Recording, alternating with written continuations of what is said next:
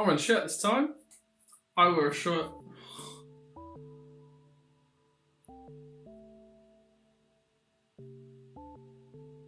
Hello. I've run out of t-shirts to wear now, so I'm onto shirts. I can't stand looking at the videos and seeing like it over and over again. So I keep in the theme of talking about my process and like how it's going on, like in this bit here. I've run into some quite interesting feelings this week as I've been doing this 5 weeks now, which is cool, which I'm really happy with that. I'm really bad at like sticking to something usually, and I'm really proud of myself for doing this long, which is cool, and I'm still feeling good. But as it started to ramp up, and I'm like talking to new people from like getting new interest from people around the world and stuff, and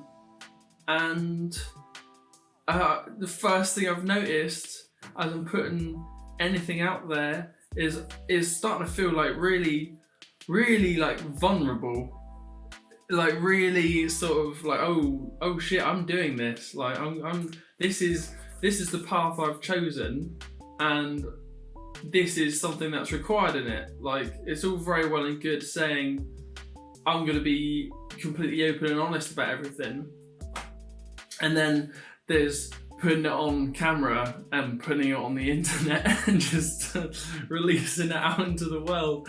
And now I'm doing it, and now it's kind of, I'm getting in the swing of things. It's that's kind of definitely hit home the last week or so. And especially, I've caved and I joined TikTok because everyone has to join TikTok. If you want to get anywhere on social media, it seems like you have to join TikTok because it's the next thing. It's Instagram in 2015 or something for like organic exposure and whatnot. And so I'm trying to work that one out, and you just make something, and you just straight away it's like oh I feel a bit weird. I've got quite a strange sense of humour that is has betrayed me a few times in my life. And so I've had to keep it under wraps for like majority of my life because it just it hasn't translated well in the past. And as I'm kind of bringing more and more things to light in this and putting it online and being honest about stuff, it keeps kind of cropping up, and I keep being like, nah, I gotta, it seems like a no man's land, sort of Shadowland part, and I think I'm gonna have to let it loose soon. I think it's caving, it's building up like a pressure, and I think it might be easier to just unleash the weird humour sooner in smaller increments instead of letting it build up and then just explode into and release one huge weird album of something. I don't know. This is just how it seems to be developing for me, because I think you gotta show all the every part, haven't you? You've gotta be open about it. So as I've said before, I do these mainly for people who are like also at my level in situation, because I want to talk about the feelings that come up in it, because I listen to like for instance Carl Beek's podcast. If you're a producer or whatever, listen to that. That's really good inspiration.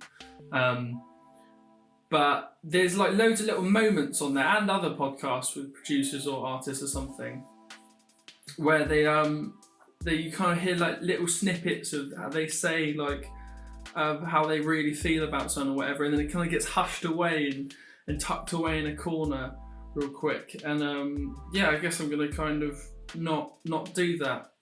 And so, as I said, it's been quite a weird, vulnerable week, because I've been pushing the boundaries a little bit in what I'm showing and what sort of aspects of my personality I'm presenting, and it just makes you feel like vulnerable, doesn't it? And more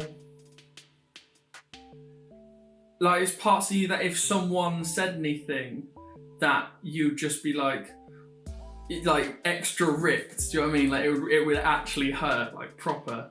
But I think like to anyone that is watching this far or whatever, thank you for one. And secondly, I don't say any of this is like a sort of like, I don't want to put it like a poor me sort of viewpoint, or like I'm reaching out for support or anything because I feel like this. It's more of just a talk about what's going on inside. I'm fine. I'm absolutely fine with the fact that I'm feeling like this at the moment, because I just understand it as the process. So I don't want it to come across as like, you know, a cry for help or something. Like it's just I think it's once again, like I was saying about the inadequacy thing. I think it's part of the process, because it was another thing that can shut down someone pretty quickly if they aren't open about it. And I mean, it comes down to things like, I mean, you try not to think about views. You try not to look at the numbers of things, or you know, likes and comments or whatever. And I'm quite good at not looking at that, or at least caring about it. I do look at it because you're intrigued anyway. But I think that's another point to feel vulnerable, because it's a real trap of comparing yourself to other people. And it's really strange that that's the world we live in now. Like that's the world that I have grown up in, and anyone else my age that is doing this sort of stuff of like, your worth as a creative person is determined by what you can release right now, and how, if people press the button that turns the pixels into a little blue thumb, like the amount of people, like if you told me that, like what, 10 years ago, let's be fair there, 10 years ago I would have been like, what, that's ridiculous. You would think everything's the same, and here we are. Especially now we're all in quarantine. Well, most people are in quarantine. We're all just internet dependent, and it's really sick to see so many people turn into creative things. But it also means you're seeing a lot more anxiety with it. And what was the original word? What was the original word? What was it? Huh?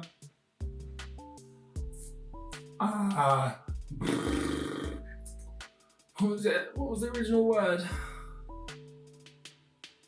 Inadequate was the last one. Oh,